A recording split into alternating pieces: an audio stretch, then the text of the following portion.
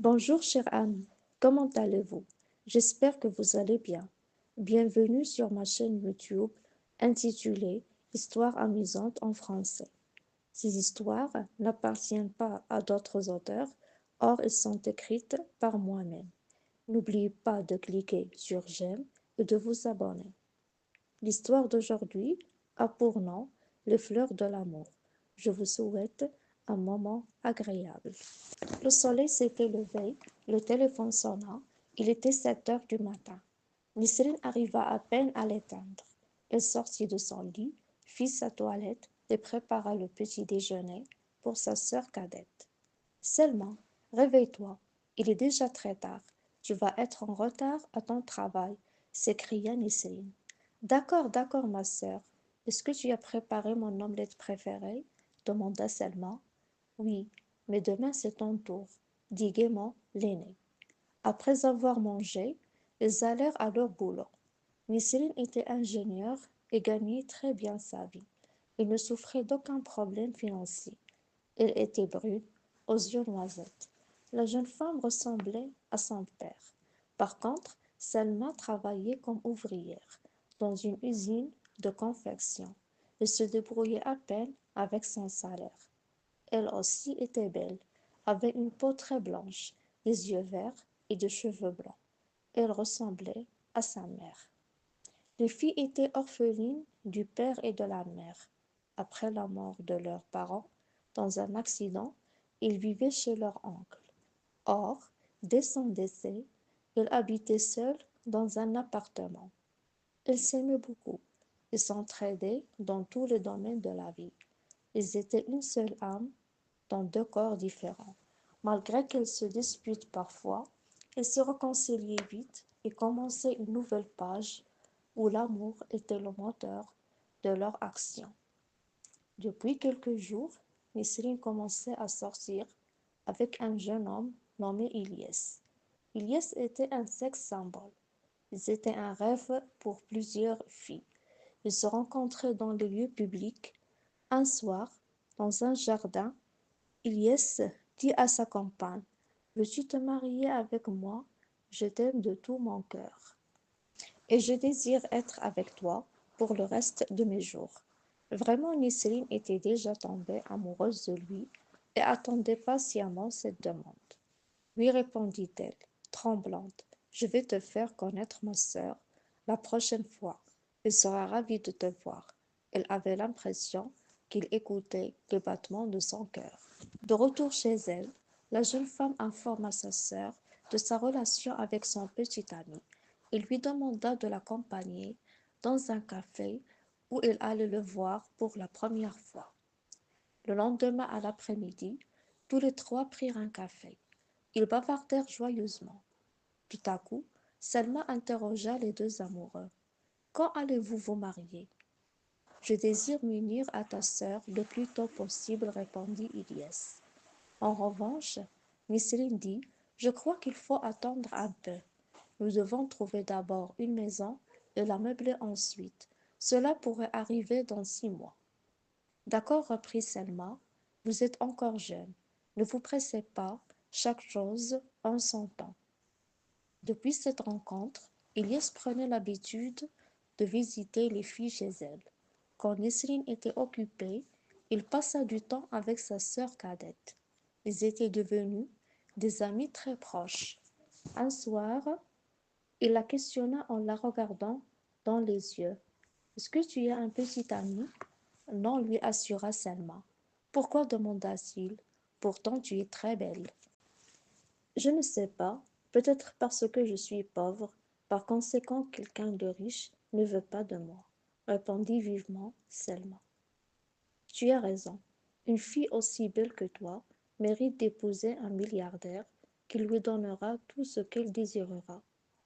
Malheureusement, ta sœur n'est pas jolie comme toi. Si je t'avais vue la première, je me serais approché de toi. Mais maintenant c'est trop tard, je suis déjà lié à elle, ajouta le jeune homme. Nisrine ressemble à mon papa. Elle aussi est charmante. Je te recommanderais de la laisser tomber, au cas où tu ne serais pas sûr que tu l'aimes d'un amour fort et profond, riposta Selma, énervée. Dès l'instant que je t'ai vu, je ne sais plus que faire. Tes yeux m'ont bouleversée. Bien sûr, je vais y penser, déclara-t-il. Ces paroles l'inquiétaient énormément. Comment dois-je agir? Lui dire ce que je sais? Il va s'attrister. Elle est déjà amoureuse de lui. Et s'il va changer d'avis? Et s'il va l'aimer au fil du temps? Ce n'est pas la peine de la vexer, songea Selma. Quelques jours après, quand Ilyes et Selma se trouvaient seuls à la maison, il lui articula en douceur. Fais attention à ce que je vais te dire, et sois logique. Je n'aime pas ta sœur, et bien sûr je vais la quitter. À supposer que je ne me marie pas à toi, je le ferai avec une autre. Pourquoi nous feras-tu du mal? Maintenant accepte notre relation, puis on lui dira la vérité. Il souffrira un peu au début. Or, ensuite, il s'habituera. Alors nous serons tous les trois heureux. Nous, nous vivrons notre amour à la lumière. En outre, je réaliserai tous tes rêves. T'acheter la villa et le commerce que tu désires. D'accord. D'ailleurs, j'ai senti que ma sœur chérie commence à souffrir de ta froideur, hésita-t-elle. Depuis cela, ils se rencontraient secrètement dans sa chambre à coucher. Toutefois, Nisrine se tourmentait à propos de Ilyes et avait toujours cette question. Pourquoi il se désintéresse à moi? Qu'est-ce qui ne va pas? Qu'est-ce que je lui ai fait?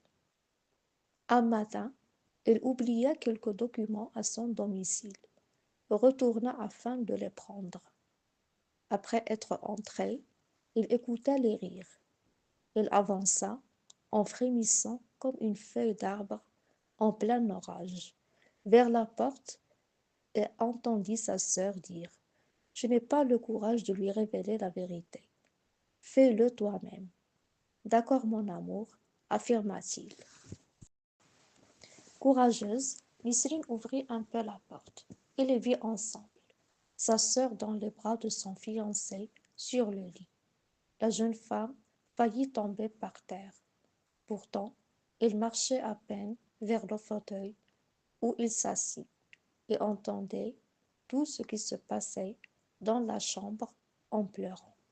Lorsqu'ils sortirent de la pièce, ils virent la pauvre femme. Lui, il baissa les yeux et disparut en une seconde. Sa sœur se mit à côté d'elle et lui dit avec tristesse: Désolée, ma sœur, je voulais tout dire, mais je n'ai pas pu. Nisrine la gifla et répliqua, les yeux saillants de colère: Que vas-tu me dire, salope? Je comprends ta douleur, reprit-elle calme. Il ne t'aime pas. Si ce n'était pas moi, ce serait une autre. En plus, il est riche, et je ne veux pas louper cette occasion. À ton avis, est-ce une excuse pour me trahir? Tu es une garce, riposta durement Nisrine, avide, et tu ne vaux rien. Hé, arrête de m'insulter. Il m'aime et je l'aime. Alors tu dois accepter cet amour. Espèce d'égoïste. Tu es toujours jalouse de moi, car je suis belle et élégante, pas comme toi laide. Tu ne sais même pas t'habiller ni te maquiller. Tu n'as pas été capable de le rendre amoureux de toi. Tu resteras seule, célibataire à vie, continua-t-elle, confiante. D'accord, ma sœur. Or, ne rêve pas d'obtenir un centime de moi, menaça Nisrine.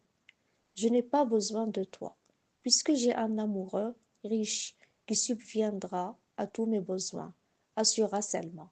Bonne chance, et oublie que tu as une sœur, énonça l'aînée. Laisse-moi tranquille, dit la cadette. Depuis cette querelle, chacune continuait à vivre comme elle l'entendait. Lycée louait une belle maison, essayait de profiter de la vie au maximum. Selma se mariait avec son homme et vivait heureuse. Une année s'était écoulée. Un jour, quand l'aîné regardait la télé, le téléphone sonna. Allô, allô, comment vas-tu, ma sœur? Demanda tristement Selma. Que veux-tu? Interrogea Nisrine, stupéfaite. Je suis atteinte du cancer du sein. Par conséquent, je ne peux pas travailler et j'ai besoin d'argent pour pourvoir à mes besoins, soupira Selma. Ah, demande-le à ton mari, conseilla l'aîné d'un ton moqueur. Il a divorcé de moi parce qu'il avait peur d'attraper ma maladie. Il ne pouvait pas m'aider, car il ne voulait pas être dérangé par une femme malade, se plaignit-elle, déçue, et je n'ai personne autre que toi. D'accord, dit avec froideur Nisrine. Moi aussi j'ai du travail, et je n'ai pas du temps afin de m'occuper de toi. Je vais t'envoyer de l'argent jusqu'à ce que tu guérisses. Je fais cela pour nos parents. Au revoir. Ayant ignoré l'état de santé de sa sœur, Nisrine jouissait de sa vie tous les jours. Par contre, Selma souffrait énormément de sa grave maladie. Seule, elle préparait difficilement ce qu'elle allait manger et se rendait avec peine à l'hôpital. Au bout de 6 mois, Nisrine était en vacances à Agadir. Elle prenait un bain de soleil sur une chaise à côté de la mer. Tout à coup, le téléphone sonna. C'était sa sœur. Nisrine, j'ai besoin de toi. Je suis gravement malade et je ne veux pas mourir seule. Je n'ai personne au monde excepté toi. Viens, s'il te plaît, près de moi, dit avec peine Selma. D'accord, tout de suite répondit vivement la femme. Où es-tu? À l'hôpital, murmura-t-elle avec difficulté. Les larmes ne cessaient de couler sur son visage tout au long du trajet. Elle se souvenait de son passé avec sa sœur dans la maison de leurs parents et des moments qu'ils avaient vécus ensemble après leur mort. Comment ai-je pu faire cela? Ignorer ma sœur parce qu'elle m'a dit des choses insensées et pour un con. Il savait que Selma l'aimait et qu'il avait été trompé par un grand manipulateur.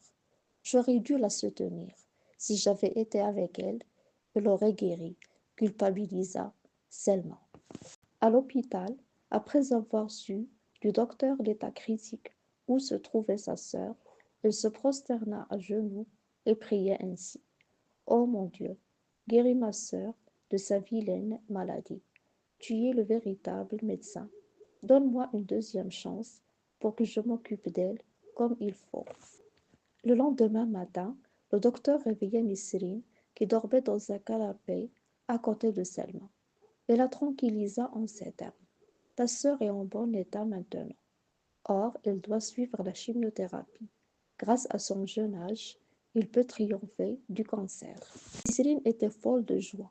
Il prit sa sœur dans ses bras et ils partirent chez elle. Depuis ce jour, elle l'accompagnait toujours à l'hôpital et se préoccupait d'elle quand Selma souffrait des effets secondaires de la chimio jusqu'à sa guérison totale. Une année plus tard, les jeunes filles se trouvaient dans un centre commercial pour faire du shopping. Soudain, Ilyes apparut devant elles. Nisrine dit en souriant: Tu te rappelles ce serpent? Oui, bien sûr, le malfrat, se désola Selma. Je l'ai cru. Combien j'étais idiote. Je t'ai fait du mal, pardonne-moi. Au contraire, tu m'as fait du bien. Grâce à toi, je me suis séparée de cette vipère, affirma Nisrine, et ils éclatèrent de rire. Elle continuait à mener une vie heureuse et paisible, ne faisait confiance à qui que ce soit. Les femmes avaient compris qu'un amour profond et pur les liait à jamais, et qu'ils ne doivent pas laisser les pressions de la vie et la méchanceté du monde les troubler. Bien-aimés, n'hésitez pas à m'écrire des critiques et des avis sur le style, le contenu et ma manière de vous raconter l'intrigue. J'ai besoin d'eux afin d'améliorer ma création littéraire. Je vous promets de rédiger plus d'histoires si vous m'encouragez. Pour cela, likez et abonnez-vous. À la prochaine aventure. Au revoir.